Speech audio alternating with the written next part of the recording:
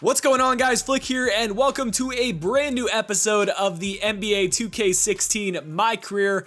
I want to start off by apologizing for not getting a video out for quite some time on this channel. I've been pretty busy with school, still am busy with school, but I wanted to get a vid out for this series and for this channel. Of course, we are in our rookie year playing for the Toronto Raptors, and we're about to enter our second game of the NBA season. Let's get into it. We're getting subbed in now. The player that we're going to be guarding doesn't have a very high overall, so I think we got lucky there. Hopefully we can make an impact on this game. We're going to start off with the ball. Does our teammate have red hair? That's pretty cool. Let's get it to red-haired man. We're asking for the ball, and we're going to shoot it from outside and draining it on the fast break. Good stuff, and what's up, Steph Curry? Well, there's the halftime horn, and we're up by 3 against Golden State. I have to say, that's been a pretty good performance for us thus far. We've gotten a couple points ourselves. Well, again, we're just getting the last couple of minutes of the fourth quarter, and I don't know what happened in the second half for us to go down by this much. It's 71-84, and they're just going to run the clock out. At least we got a couple of points in this game, and I don't know what to say. Hopefully we get more play time as the season goes on. What a life, eh, freak? 1 minute you're playing 21 and horse on the courts in Harlem, and the next moment you're in the showroom, configuring the gunmetal and graphite exterior of your luxury car and your iPad mini.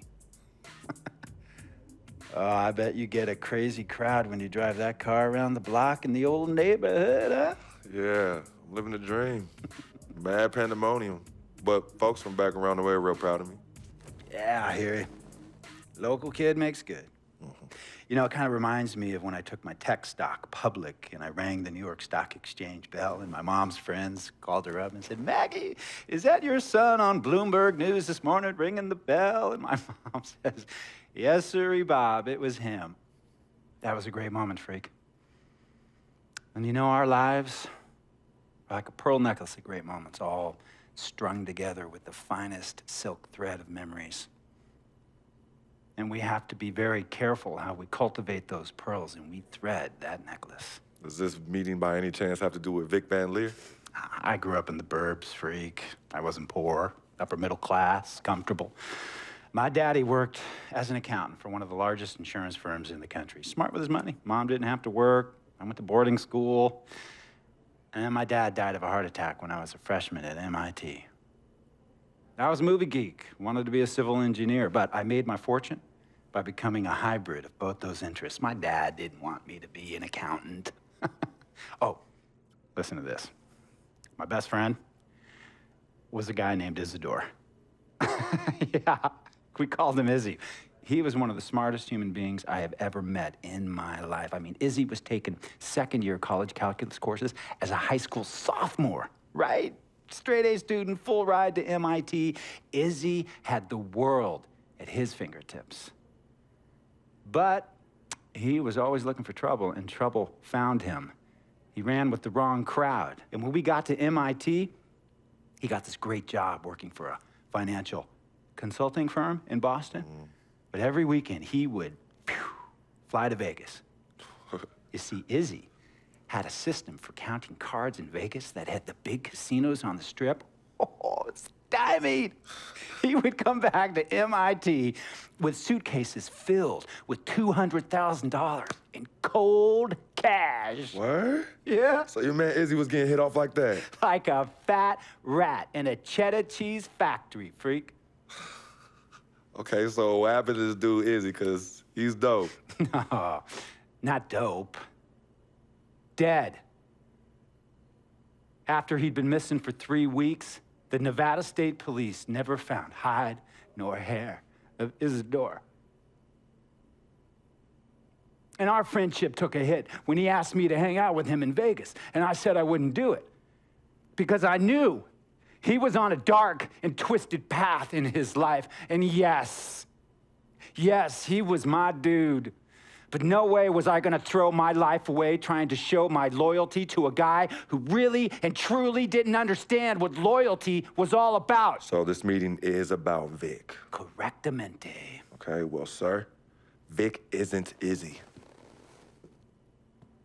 And why's that, freak? Well, for one thing, you and your dead friend Izzy didn't grow up poor. Me and Vic grew up in a neighborhood where we had to look over our shoulder every 2 seconds to make sure nobody was going to walk up on us and rob us. True. Izzy and I did not grow up in the hood.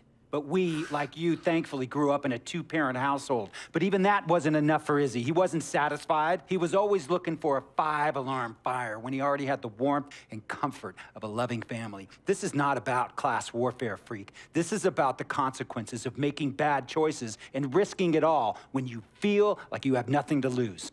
Vic is like a brother to me, sir. But you shouldn't be Brother Vic's keeper, freak. Would a brother go looking for trouble and put your career and your livelihood at risk by getting into fights at nightclubs and seedy after-hour joints and then scream to the media, yeah, it's all good, I'm an FOF, friendo freak. It's all misunderstanding. Y'all be haters, don't hate my game. I don't think a brother would do that to someone they really cared about, but a guy who looked at you like a meal ticket would. No. So you don't understand Vic. Really? I don't understand. No.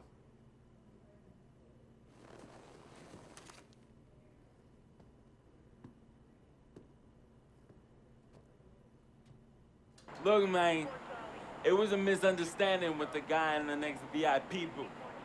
His honey started flirting with me, so naturally I started flirting back. Next thing I know, Captain Cornball's off my grill piece beefing. Next thing he know, he got a 2-piece and a biscuit on his left eye. Hey, I don't know who hit him, and it damn sure wasn't me. Hey, Captain Cornball's mad because I'm an FOF, friend of freak. Hey, but check this out though. He needs to train that hottie before he leave the house though. Yo, he's hot as ain't loyal, man. What's there to understand? Are you freaking blind? You know, I just want to know, how much did you pay your lawyers to make all this go away? Almost 100,000. Excuse me, son, I'm sorry, I couldn't hear you. I said I paid almost $100,000. Exactly. And if you keep riding shotgun with Vic, you're gonna go broke. Quick, fast, and in a hurry. Look, Vic is my friend, and I grew up with him. How many times I gotta tell you, sir? Freak, this is not a request. I am not asking you to do this. I am telling you to do this. And the first order of business is that Mr. Vic Van Leer is banned from traveling with you on the road. Vic is banned from the locker room. And Vic is banned from this arena. And if I catch this guy, Vic, in or anywhere near the facilities, Mr. Vic Van Leer will be arrested for trespassing. Are you serious, sir? Brother, I'm as serious as cancer. We all know that can be deadly. You know, when me and Vic were kids, playing summer tournaments at the Dome, we always imagined making it to the pros, right?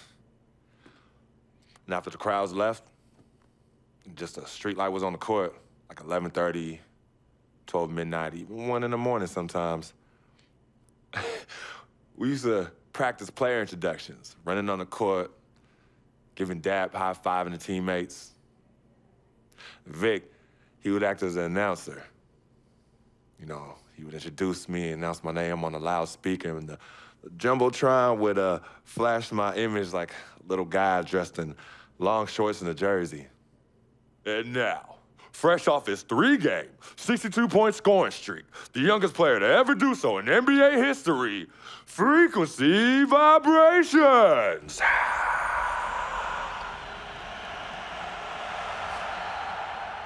So me and Vic would sit in those empty bleachers at the Dome and dream like nobody's business. And now I'm living a dream. For real. And in so many ways, Vic was part of that. Please, listen to me. I mean, I know this guy's your dude from way back. Look, me and Vic go way back like the front seats of a 67 Cadillac. That's good. We go way back. Did you say front seats? Front seats of a 67 Cadillac. We go way back like the front seats of a 67 Cadillac. Well, do you have any crickets? I'm gonna be the hit once again at Herbie Allen's Sun Valley Shindig because my fellow billionaires love it when I walk and talk that talk. So that almost sounds... No, let me tell you exactly what it sounds like. I respect, admire, and most importantly, love you as a human being and a role model. But I pay you a lot. And I mean, I pay you a lot of money to play for my team. And I am in this game to win it. And you can't win it with an albatross around your neck like Vic. So Vic is done. History. And here's some more lingo that I picked up from a former megastar who used to play for me several seasons ago. Thought I would never release him until I did. And now he's the sixth man on a struggling team in Venice. And yeah, I'm talking Venice with the canals and the gondolas and Harry's bar, not the street ballers next to the fortune tellers on the beach in Cali. This guy used to tell me when he thought there was a player destroying our team, don't be a hero, cut that zero. And that is what I am telling you about Vic, freak. Don't be a hero, cut that zero. The only thing Vic brings into your life is headache and unwanted and unnecessary negative attention. And it will begin to affect your mindset. And when it affects your mindset, it's gonna affect your play. And when it affects your play, it's gonna affect my team. And when it affects my team, it's gonna affect my money. And if it affects my money, Google Translate will become your new freaking friend. I want a championship ring, freak, and I want you to help me get that ring. And banners after banners hanging from the rafters in this arena. So, freak, hear me clearly and hear me good. V, G, Vic, gotta go!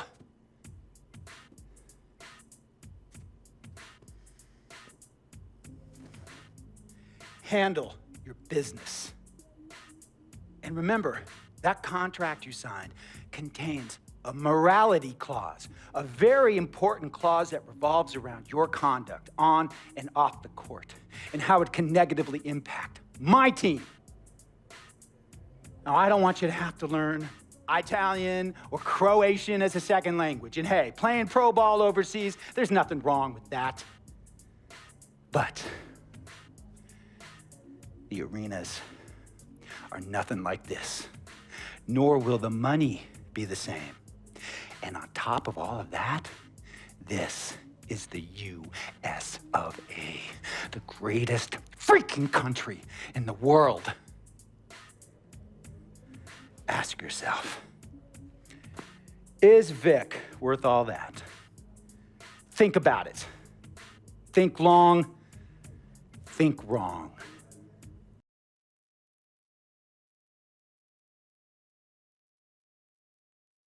Tell you about Vic. He has his bad rap. It's not, and I understand some of his judgments might shadow his actual character. He's not that at all. Man, Vic, let me tell you something. We actually, we have love for each other. We're brothers. Blood couldn't make us any closer at all. I mean, he has so much loyalty to me and to my family. You could see even Cece, has issues with him, but he still loves her. He still loves her.